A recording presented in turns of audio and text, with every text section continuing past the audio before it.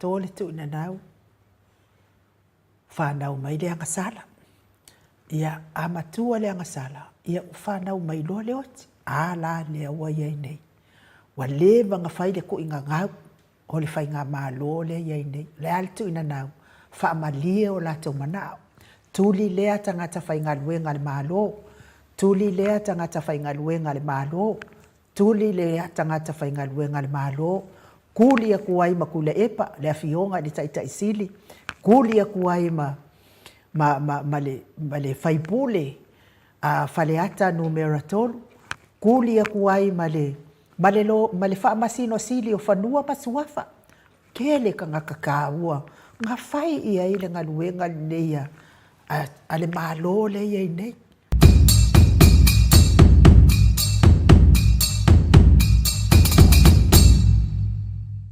Ia, o le umai o le whainga pālota le luafe lua taasile ana tupu mai ei ia whaafita uli lea sa tātou wawa ai atu iai.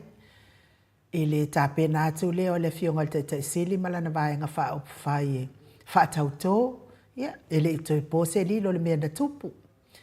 Ngata fo i lea, ia tō tūli ia nisi o whaifi au. Ua sababali fo ile au whai ngā luenga le atua. A ngā ile mo ta fono, ua fo ufa asana o nita avali. Sababali le mu ngā la, ma le bebela. Talu le tau wha file mu, le tau wha toa file mu ina o le mata upu. Ilo na aso mua le na, aso lo na lua. Ia, lea fo isa tau wa ai iai, ia ua ifo le taitai o le e ka le sia ka koliko i Samoa. Wa whaile i fonga i luma o le maota o le malo. E sia maua le toa file mu o le atonu. Sia fo i le atonu o le file mu whaale lei ma whai mea uma. Ma o e whaile malo. Ia. Ai saua i loa ma le lotu lea le whaifi au lea. O te le i loa po ai le suafo le whaifi au. Ia e whaamanuia lava le atua nei apostolo. E se le manaia o lana whautua. Ia o mea uma ia lea na tātou whaalongolongo ia i nei tai au. Lea whiaka uma ngei anga tape atu. Lea watu tupu tātou whai ngā mālo leo tūla i mai nei. Matuat. Mea uma lea na launga mai ai whaifi au lea le apostolo lea. Lea watu la i mai tatou whai ngā mālo lea e iai nei. Tele o le whao ngā sese o le pawa. Whao ngā sese o puleanga. Whao ngā sese le pulenga. Lea lau whanau mai ai. E sa o ala tala fu i lea le tosi e. Lea fu i lea makanga o le kala. Leo te manatua e whaapea le si upu.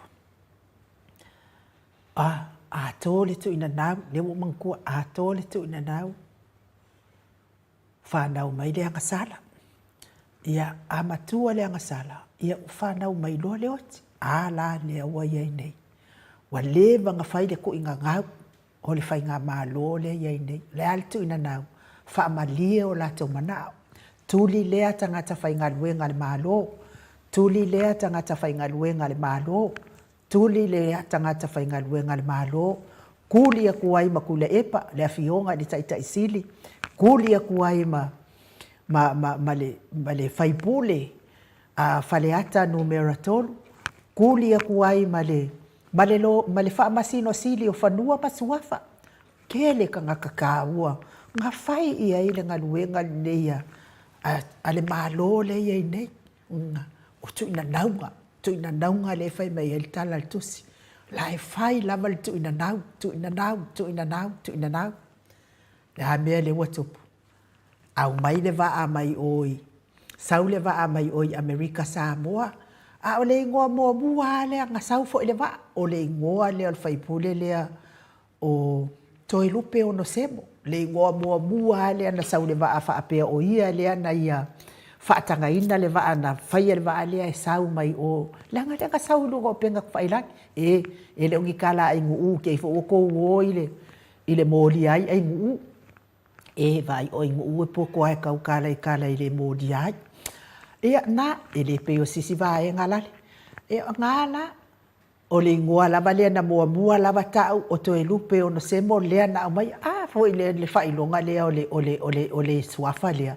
Na halu ia il tu stala le newspaper lea o le observe. Alu ia si kenge e fia maua mai ia le wha maunianga. E fia faini tala e ave le atunu. Ai ana ku fai ile teine. Po o whianga mai ei ngā kāna. Po o whia sau wai le sōsi leanga le o le tala la de ta au mai. Ia makango loa lea loka le kenge kongo le poku. Ia o ke whai ako fo ia o le ongo sa i fo i o ngei kenge. Anga o au e makua i le ai se aba ngō ke ku ua i kangaka ngei.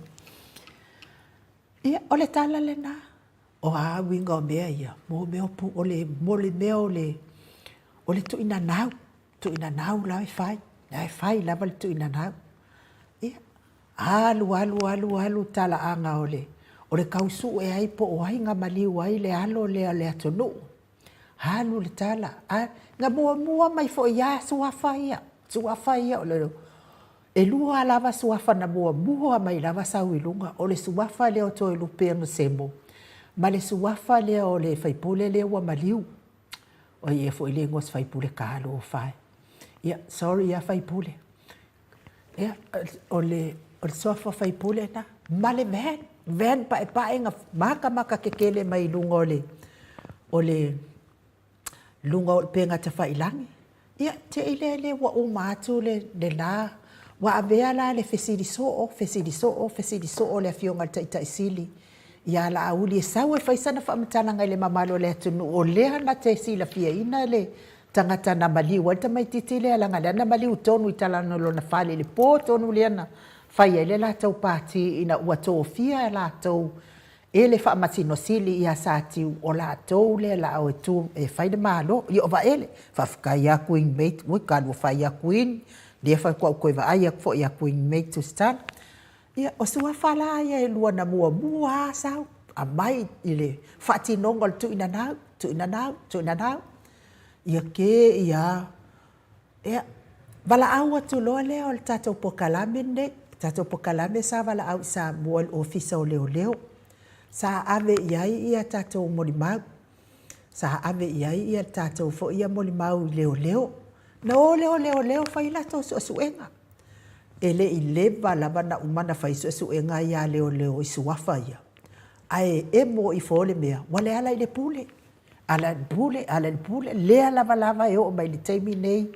O le ala i le pule. Fia mea mai ai nā mea. O le tu ina nau. Fia whaamali e ina le tu ina nau. Fia whaamautu ina o la tau. Pule au ia sa moa pe o na whaafonga iai. I le tautalanga le apostolo lea kalo. Whai kalo sia lea lo fo lea tua. Ia sanga whaamanguia le apostolo lea. Totongo a e o na finangalo le lei. Awa le whawhangaino le lafu maa moia lea tua. Ia. Ko ke sila fia la o tau lea la wa malepe. Malepe wa kōle anga sala. Wa lea wa tōle tu ina nau. Whanau le anga sala. Le sa kōku inga ngau wa whanau mai loa anga sala. Le ala le mea le wa maua le anga sala. Ia anga sala. Makau lea foi o le anga sapela le afionga foi le faipule ia la auli le anga sala i lunga i tatono le mautafono e se la varsi ia ngā kusala ngā wafanga u kongu mai i ngā le anga sala ia le ala me le utula i mai walking wa maliu le anga sala asea a le wa malepi wa lua vaenga wa ese le vaenga na o nei ave le suafa o le atua mai o le fatua o le ainga fatua i le atua sa mo watasi ongi mea ia e whai engi kangaka e fatua i le atua sa mo watasi e kauwi masui kukuli kangaka whai ngā nuenga kuli e kuai male o ke ofo i le mi ngao le ngei koe inga e makua i kokongo le pare menge a o le ngei wofe ka ngofi a o sese fo i a o sesi se i ai songa mawhau le leima songa mawhau faa le atua. Ngā o maf, ia sa o ia le ka kō malu tae au le na whai ana nafi. Wanga ngafi foi. O tangata leanga nau lava ia leanga atili, ia makua i fua mai mea leanga. Ia lea lau ko silsila. Ia sa o mawal wha matalanga. lea ua whaangasolo le vai aso nei mo li maua leo leo i le tau i le angasala leo whanau o vai aso atoa la nei lea whaasolo ai mo li maua leo leo ai o ke whaalongo e valu se fulu mo li maua leo leo o ka koe kiki o le se lau a o le ngai maka upu whaatau waa o le fau o le whamatalanga i au ngā i le ali whaipule ia le ala le pule le maliwa i o le tamaititi le ia tu au. A wa tau whaafonga mai sa mo a valu se fulu mo li mau a leo leo. E umalai le vai aso nei ia le itua leo leo. Mo li mau kusa o la tau le wa ato mo li mau. Tangi. La tau le tangi. Leo leo le tangi maana mo li mau le la vea moi markako hero tato pokala. Kako pokala me ngei mo sa mo vi ingo le atua. A ole vai aso le ala asawa nei. Ia ole ku le ala auti. La tau ia le ia lauli. Ia Samuelu. Ia Faimaka. Ia wala langa ko olua Samuelu le ia luanga i mea le molimau. Ia ma le mai kaifo i le anga fai mai ka mai kiki kala pepelo le o Samuelu. O langa la fa apouliudi. Ia ko manga le la vea umai i le tua leo. Sala nga Samuelu la walu o ko sala la waku o le siwa Samuelu ai ku i leo le siwa Samuelu o le vai aso la ia ma tamai tai lo fa masin leo fo leo fa malolo ia ma le leo fo leo fa malolo ma taulia fo o le sa fa le fa masinonga o le leo le ma tamai tai leo ia la wa malolo no fo la ma tamai tai leo ia o le alava ele fa malia ina le leo le olio ia o le la na fa apea e to ya lu e to apili le fa mesinonga le leo ia aele ia ele nga fa alua le fo ila me ai ile mata upule ile vai aso le ala saune o la to la na le ia ma le fa mtalanga fa apea e tolu le ia lo ia ke si ala uli kol tolu le aia te aula ia a fai o le umi le fai e wha masinonga lea ma le balu se fulu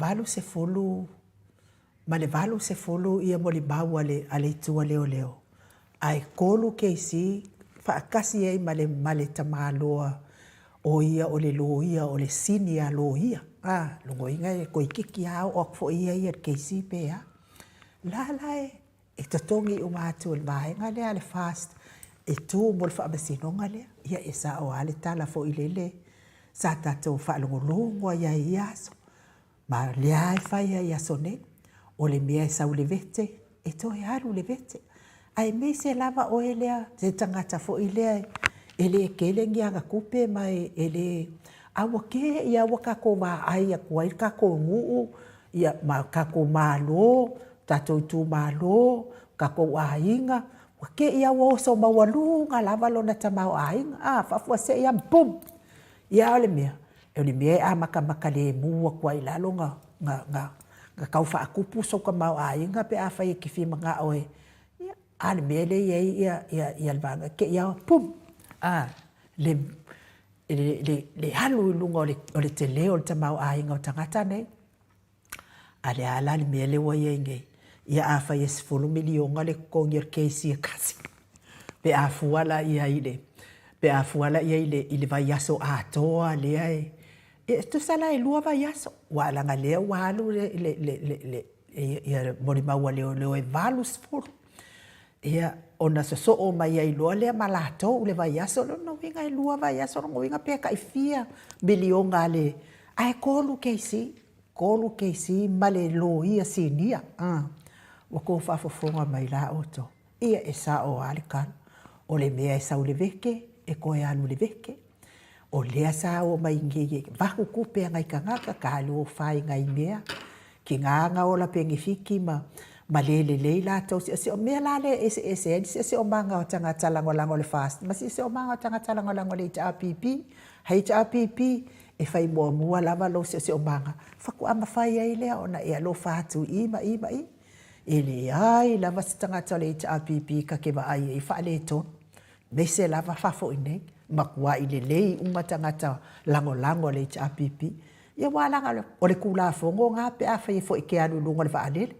A kupus whaala me lave, pa umai, ia whai mua lau fo i le lau o lau ofu whaaola. Whakua e kangoa i le, whai le ofu whaaola o lau kāmanga i ke lau tamaititi le te rua malanga. Ia po se si te fia fesosoani ia whapena langona le HRPP. Ma rātou lango.